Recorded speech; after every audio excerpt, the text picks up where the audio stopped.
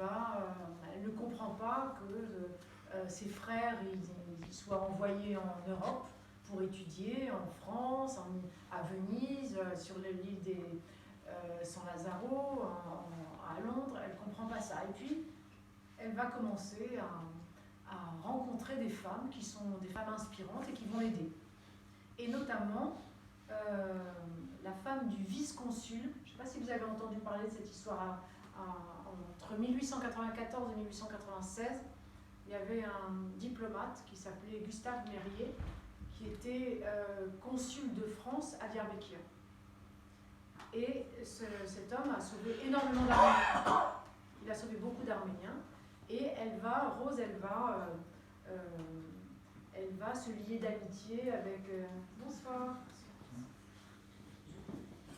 Elle va se lier d'amitié avec la femme du vice-consul, qui s'appelle Elena Mérier. Je ne sais pas si vous êtes au courant, vous connaissez cette femme, non ?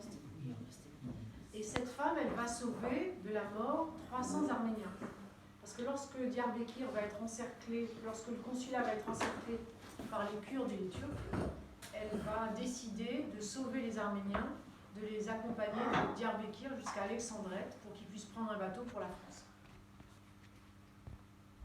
Donc c'est l'histoire de cette jeune fille qui veut pas qu'on la marie, qui veut pas devenir comme tout le monde, elle veut être libre. Et elle va... Qui s'appelait Vart. Vart. Et donc elle s'est fait appeler...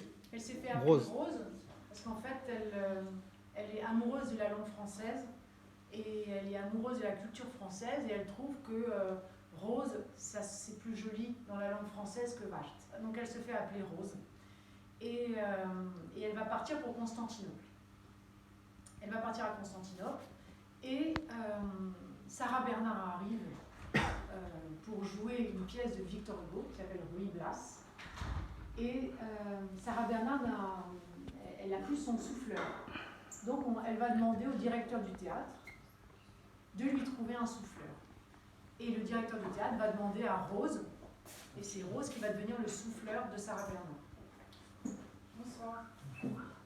Excusez-moi, j'ai l'obligation, mais j'ai plus décidé de mettre quand même. Donc,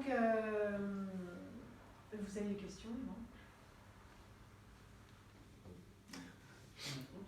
Pardon? Vous avez des questions? Vous avez des questions, non? J'écoute. Donc j'ai bien fait déjà de commencer par une question. Oui, c'est bien. Mais moi j'en ai 50 après. Donc en fait, moi, ce que j'ai voulu raconter à travers ce livre, c'est déjà de parler, non pas de massacre, mais de parler de la culture. Parce que en fait, ce que j'ai voulu montrer, c'est comment les Arméniens se construisent à travers la culture, comment c'est un peuple érudit, c'est un peuple de passeurs de savoir, des passeurs de culture.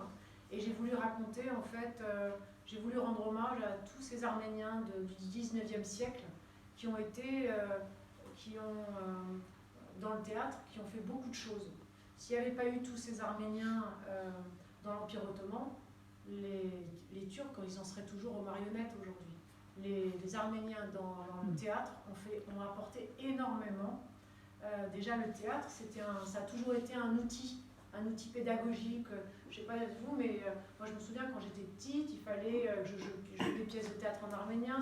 C'était un outil pour apprendre aux enfants à s'exprimer, à parler devant le public. Les Turcs, ils sont toujours au Karagöz. Ouais, c'était les Karagöz Les marionnettes. Je ne sais même pas si ce n'est pas les Arméniens qui l'ont inventé. Les Karagöz. Ouais, ils ont tout inventé. Donc, voilà, moi je trouve que c'est intéressant je trouvais que c'était intéressant de parler des Arméniens, mais à travers l'art, à travers la culture, et montrer que peut-être que c'est ça que les gens envient, surtout actuellement, c'est le fait d'être un peuple cultivé. Et proche de la France, la francophilie des Arméniens déjà de l'époque. Donc voilà, c'est une jeune fille qui est amoureuse aussi de la langue française, donc elle va tout faire pour rencontrer Sarah Bernard et elle va devenir le souffleur de Sarah Bernard. Mais pour être souffleur, il faut être un garçon.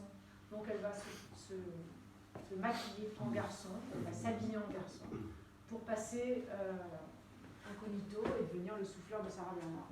Mais bon, elle va se rendre compte très vite, Sarah Bernard, que c'est une jeune fille et elle va l'aider justement, parce que Rose, elle se trouve loin des siens, loin de sa famille, et elle va rentrer en résistance, elle va devenir une fédaïne, et elle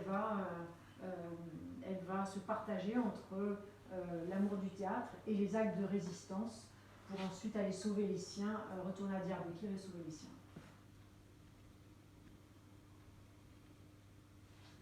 Des questions, Kriko ?